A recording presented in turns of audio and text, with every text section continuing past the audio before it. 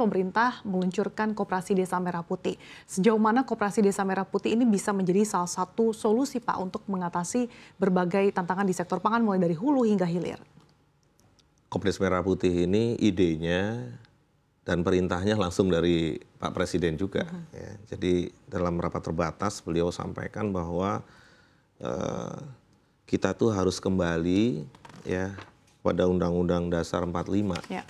Ya bahwa perekonomian ini harus berdasarkan asas kekeluargaan oleh dan untuk rakyat.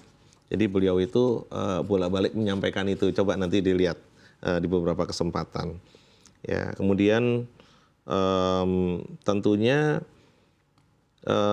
pasal 33 ayat 3 gitu ya. Bumi, air, dan kekayaan alam yang terkandung di dalamnya dikuasai oleh negara dan dipergunakan untuk sebesar-besar kemakmuran rakyat. Jadi beliau itu ingin kembali ke situ sih. Ya. Mengenai Kopdes Merah Putih, disampaikan bahwa satu Kopdes Merah Putih itu akan memiliki minimal 6 gerai.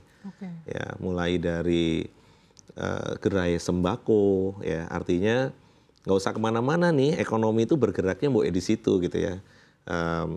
Misalnya minyak gorengnya ada di situ, beras ada di situ, gula ada di situ. Saya kemarin memastikan sendiri karena saya ditugasi untuk menyiapkan gerai sembako gitu ya. Jadi di setiap gerai sembako itu ada yang sudah kita sebutkan tadi, plus jadi pangkalan gas. Ya, gas melon harganya 18.000, kemudian misalnya modalnya dari teman-teman Pertamina, Patraniaga itu 15.000. Jadi ada margin di situ, dan kalau itu ada 1.000 atau 2.000 anggota itu captive market gitu ya. Jadi nggak kemana-mana gitu ya. Kemudian kalau anggota koperasi di situ bisa lebih dari 5.000 ya, satu desa itu akan baik juga. Ada klinik, ya, ada apoteker juga di situ. Kemudian ada trucking, jadi ada truk yang 8 ton gitu ya. Kemudian ada juga mobil bak ya, pick up itu 2,5-3 ton kapasitasnya. Saya lihat juga ada kendaraan segitiga tuh bisa tuh masuk ke dalam untuk angkut gabah gitu ya. Maksudnya, jadi ini memang disetting demikian. Mungkin tidak sempurna 100%, tetapi kita sudah memulai. Dan kepala Satgasnya itu Pak Menko Pangan, Pak Zulkifli Hasan gitu ya. Jadi beliau ini ditugasi macam-macam, salah satunya Kopdes Merah Putih. Nah,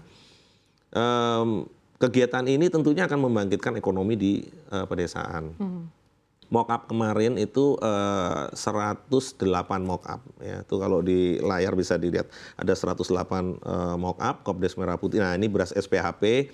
Ini beras ini juga sama. Yang kemarin itu disinyalir, dibuka, dioplos gitu ya. Nah, ini sekarang ada di Kopdes Merah Putih.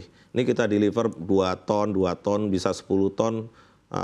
Kita punya beras SPHP ini supaya bisa masuk ke masyarakat luas. Jadi menjadi sarana kita juga perpanjangan pemerintah dalam melakukan intervensi ya, termasuk stabilisasi pasokan dan harga. Ini kalau kita lihat ada gula, kita pengennya seperti ini. Nah, masyarakat luas bisa masuk ke Kopdes Merah Putih, jadi bisa mendapatkan harga yang baik. Jadi mendekatkan produk-produk ini ke konsumen. Kemudian di situ terlibat seluruh BUMN ya. Mulai yang BUMN pangan ada Bulog, RNI atau Raja Wali Nusantara Indonesia, ID Food dengan seluruh anak perusahaannya, PTPN, Holding, kemudian Patraniaga, Pertamina, kemudian PT Pos, BRI, BNI, Mandiri, BSI, semuanya ada di situ. Jadi disupport oleh seluruh BUMN yang ada ya. Jadi sekarang ini menjadi menurut saya bisnis model juga, tetapi bentuknya koperasi. Iya. Tapi Pak Arief, untuk bisa memaksimalkan pengimplementasian Koperasi Desa Merah Putih ini tentunya dibutuhkan SDM yang mumpuni. Nah, bagaimana mungkin dukungan dari Bappenas sendiri, apakah nanti ada pendampingan atau pembinaan supaya SDM yang mengelola ini betul-betul bisa memaksimalkan potensi tadi Koperasi Desa Merah Putih? Iya, Pak Menko Pangan yang melit terus-menerus ya, seminggu itu bisa 2-3 kali kita menyiapkan ini, termasuk dukungan dari Himbara dan BUMN. Terakhir itu dengan Bank Mandiri ada training center ya, kita pengen semuanya profesional gitu ya. Pengennya di situ nggak seperti toko kelontong yang tidak digitalize ya. Di situ ada digitalisasi, kemudian diminta salah satu direktur Telkom ya untuk menyiapkan itu. Jadi inventory kontrolnya menggunakan dashboard, transaksinya sudah bisa pakai kris ya. Kemudian di situ ada perbankan juga untuk transfer dan lain-lain ada di situ. Dan itu VV-nya semua masuknya ke Kopdes Merah Putih. Diharapkan nanti bisa punya SHU yang baik yang bisa dibagi gitu. Jadi memang harus dimulai. Ya, memang harus dimulai. Gitu. Lalu bagaimana nanti juga Koperasi Desa Merah Putih ini juga bisa menjadi salah satu jembatan untuk bisa menjaga distribusi pangan, kemudian juga kestabilan harga, Pak? Iya, tentunya baru kemarin aja udah 108 ya. Kebayang nggak kalau itu nanti 80.000.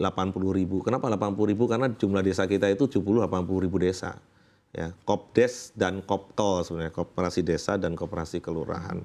Kalau itu semuanya berjalan baik, lancar, kemudian SDM-nya juga disiapkan dengan baik, nanti ada P3K di situ. Jadi ada 2-3 P3K yang akan ada di situ, kemudian ini masing-masing kementerian itu kemarin ada di situ, Mbak. Jadi ada Kementerian Kesehatan yang urusannya apoteker, kemudian dokter, kemudian di situ juga ada Kementerian Teknis semua ada di situ. Kementerian Pertanian juga ada di situ. Jadi ada bengkelnya. Jadi kalau misalnya alsintannya rusak ada bengkelnya di situ. Kemudian ada combine harvester di situ untuk panen, ada macam-macam. Jadi sebenarnya kalau ini benar-benar dikerjakan ya secara profesional ya, ini akan sesuatu yang luar biasa.